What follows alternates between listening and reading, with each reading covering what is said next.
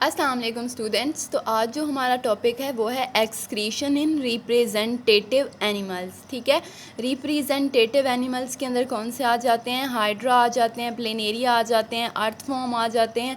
तो ये सारे के सारे हम लोग वन बाय वन डिस्कस करेंगे। सबसे पहले जो है वो हमारे पास है एक्सक्रीशन इन हाइड्रा।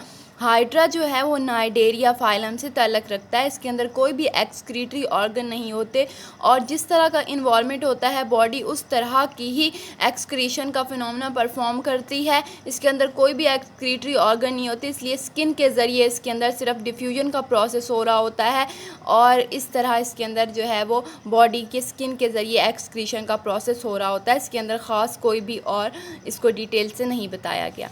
ठीक है, नेक्स्ट हमारे पास जो टॉपिक है, मेन टॉपिक एक्सक्रीशन इन प्लेनेरिया। अब हम लोग देखते हैं एक्सक्रीशन इन प्लेनेरिया किस तरह से हो रही है।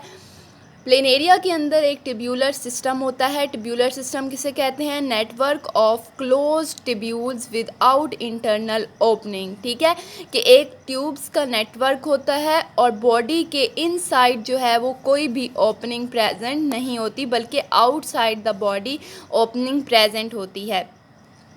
इस पूरे ट्यूब्यूलर सिस्टम को हम क्या कहते हैं? प्रोटोनेफ्रिडियम कहते हैं। ये आप फर्स्ट ईयर में भी पढ़ के आ चुके हैं, मेटानेफ्रिडियम एंड प्रोटोनेफ्रिडियम। ठीक है, ट्यूब्यूलर सिस्टम जो कि प्लेनेरिया के अंदर प्रेजेंट होता है उसको हम क्या कहते हैं? प्रोटोनेफ्रिडियम।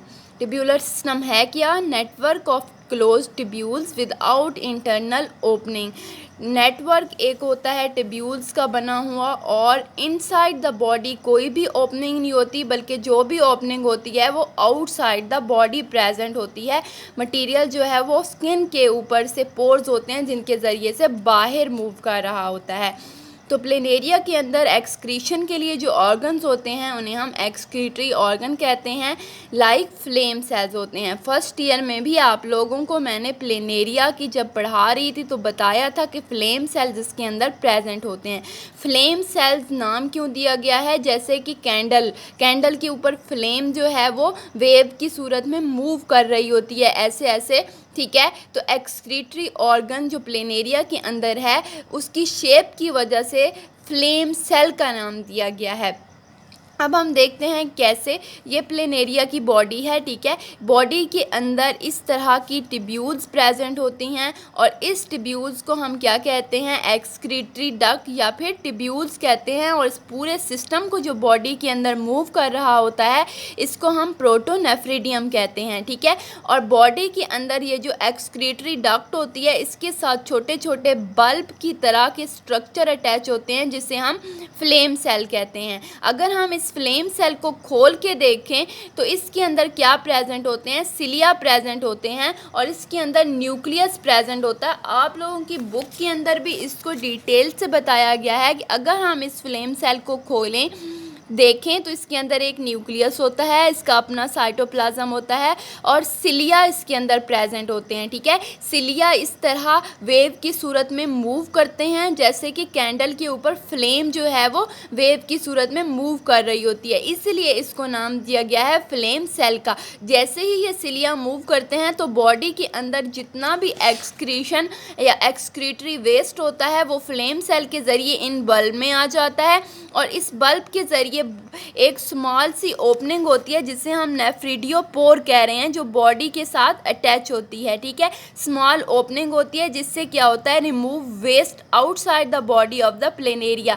इस तरह बॉडी के अंदर जितना भी वेस्ट होता है वो सिलिया के फ्लेम सेल के अंदर सिलिया होते हैं, वो इस वेस्ट को अब्जॉर्ब कर लेते हैं और इस नेफ्रिडियोपोर के ज़रिए बॉडी से बाहर रिमूव कर देते हैं। ठीक है, समझ आ गई है कि जो हमारे पास ये जो प्लेनेरिया है, प्लेनेरिया के अंदर बॉडी के थ्रू आउट द बॉडी एक नेटवर्क ऑफ ट्यूब्यूल्स होता है और उसके साथ ये फ्लेम सेल्स अटैच होते हैं। फ्लेम सेल के अंदर सिलिया होते हैं। सिलिया जैसे मूव करते हैं बॉडी के अंदर जितना भी वेस्ट होता है वो इन फ्लेम सेल के अंदर आ जाता है और फ्लेम सेल से बाहर बॉडी की साइड पे एक एक्सक्रीटरी जो है वो पोर्स होते हैं जिसे हम नेफ्रिडियोपोर्स कह रहे हैं। एक स्मॉल सी ओपनिंग होती है जिससे वेस्ट क्या होता है? बॉडी से बाहर रिमूव हो जाता है। तो ये प्लेनेरिया के अंदर सारा का सारा एक्सक्रीशन का फिनोमेना है। ठीक है, प्लेनेरिया के अंदर कौन से ऑर्गन्स होते हैं? फ्लेम सेल होते हैं जो कि एक्सक्रीशन का फिनोमेना परफॉर्म कर रहे होते हैं। ठीक है, समझ आ गई है। फ्लिकरिंग का क्या मतलब होता है? मूव फोर्थ एंड बैक, आगे और पीछे जैसे फ्लेम मूव कर रही होती है उसी तरह ये जो है वो सिलिया मूव करते हैं, तभी हमने इसको नाम दिया है फ्लेम सेल का। ठीक है, समझ आ गई है। टफ्ट का मतलब होता है ग्रुप की शक्ल में। प्रॉपर का मतलब होता है पुश, जितना भी फ्लूइड होता है बॉडी से इस फ्लेम सेल के अंदर आ जाता है और नेफ्रिडियोपोर के ज़रिए बॉडी से बाहर रिमूव हो जाता है। तो ये जितना भी मैंने आप लोगों को पढ़ाया है इतना इनफ है, बाकी इंशाल्लाह हम लोग ईद के बाद पढ़ेंगे। तो अच्छे से ईद एंजॉय करनी है, दुआओं में याद रखना है। Thank you so much.